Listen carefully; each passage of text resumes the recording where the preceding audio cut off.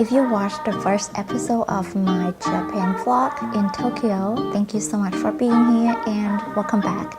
Today we're continuing our journey together. In this episode, we finally get to see one of Japan's most iconic views, Mount Fuji. It was one of the places that felt even more magical in person than I had imagined. As I'm editing this video back at home, it almost feels like I'm traveling on over again. I hope through these videos, you can experience a little of Japan with me, whether you have only dreamed of visiting, you're planning your own trip, or you simply enjoy traveling wherever you are. Grab a cup of coffee, get comfortable, and let's go back to Japan together.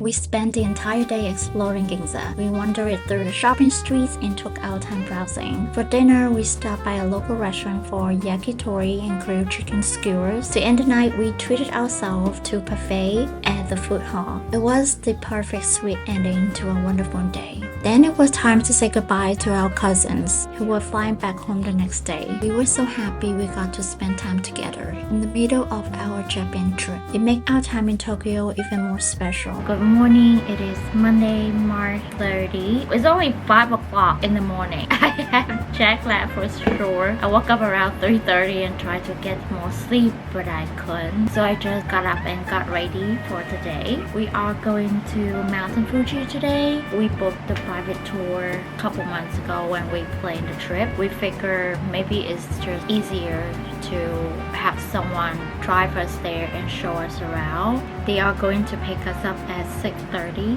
We have maybe an hour and a half to get ready.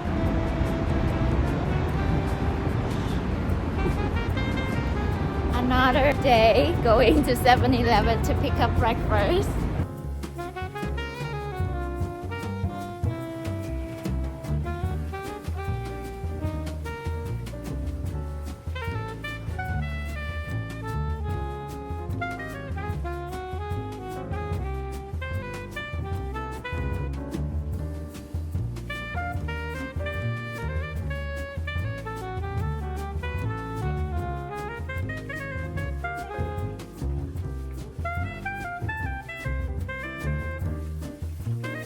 We pick up a quick breakfast from 7-Eleven before hitting the road. I also wrapped some vitamin C to help keep our energy up for the day.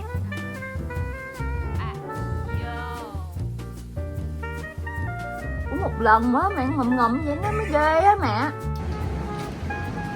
Then we made our way toward Mount Fuji. As we left the city behind, the scenery slowly began to change. The busy street gave way to peaceful countryside, with wide open fields and mountain views. Our first stop was Oshino Hakai, a traditional village at the foot of Mount Fuji. We arrived just before the cherry blossom season, so the sakura hadn't fully bloomed yet, but you could already see the buds beginning to open. It made us imagine how beautiful the display would be just a week or two later. One thing I really admired was how well the locals took care of their town. Even though it's a popular tourist destination, everything was incredibly clean. People make an effort to keep the street tidy, respect the environment, and preserve the beauty of their community. It made us appreciate not only Japan's beauty scenery, but also the culture of caring for and respecting the places they call home.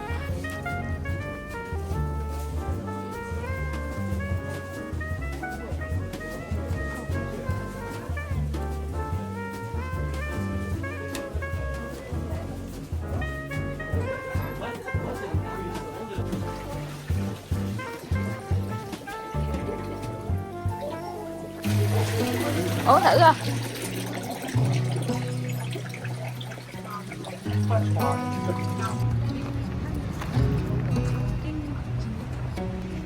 Beneath the starlit sky, our love's secret line, like leaves we soar so high.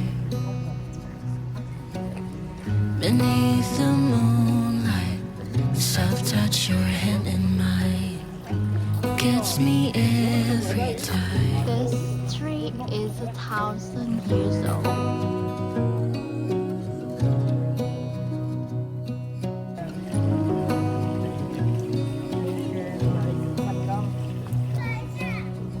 Lost in the city lights, our love's electric, right?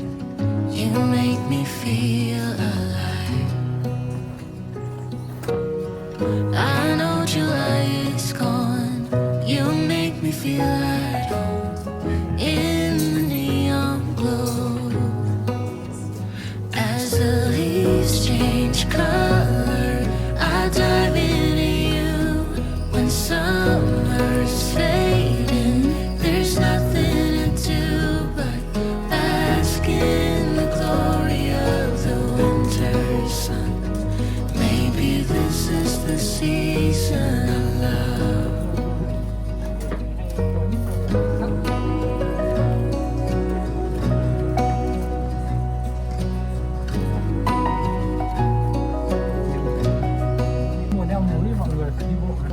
Beneath an endless night, the world spins around. You're there each month. We then made our way to Lake Kawaguchiko to see Mount Fuji. Unfortunately, we weren't very lucky. The skies were cloudy and we couldn't get a clear view of the mountain. But honestly, we weren't disappointed at all. Just being there felt so special. The lake itself was peaceful and beautiful, surrounded by nature. And the scenery was still breathtaking, even without Mount Fuji fully showing itself.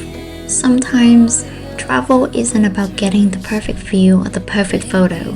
It's about being present in the moment and appreciating the experience for what it is. We were simply grateful to be there and see it with our own eyes. When summer's fading, there's nothing to do but bask in the glory of the winter sun. Maybe this is the season of love. Maybe this is the season of love. Around 11:30, we stopped by a local restaurant for lunch and tried the famous Hoto noodles at Kosaku Kawaguchiko. Hoto is a traditional noodle dish from Yamashi Prefecture, made with thick, flat noodles smeared in a rich miso-based broth with seasonal vegetables. It was absolutely delicious. Broth was rich and full of flavor. The vegetables were cooked until it perfectly tender, and the pumpkin was especially sweet and melted in your mouth. The portions were also very generous, so we left feeling full and happy. It was such a comforting meal, especially after spending the morning exploring around Mount Fuji. After lunch, we decided to head back to the city a little earlier than planned to avoid the traffic. Since we arrived ahead of schedule, we made a spontaneous stop at Ueno Park, and I'm so glad we did. The park was full of people enjoying the beautiful spring weather. Seeing the cherry blossoms blooming all around the park made the whole place feel so peaceful and alive. It turned out to be one of those unexpected moments that make the day even more memorable. That night, my parents were pretty tired, so they decided to head back to the hotel and get some rest. My husband and I, on the other hand, went out to find dinner. After walking around for a bit, we decided to try a small restaurant just around the corner from our hotel. They specialize in Japanese-style Italian pasta, and every bite was so delicious. As I'm editing this video, I'm honestly still craving that meal. It's definitely a place I'll be coming back to the next time we in Ginza. The next morning, we woke up early, checked out of our hotel, and headed to Tokyo Station to catch the Shinkansen to Kyoto.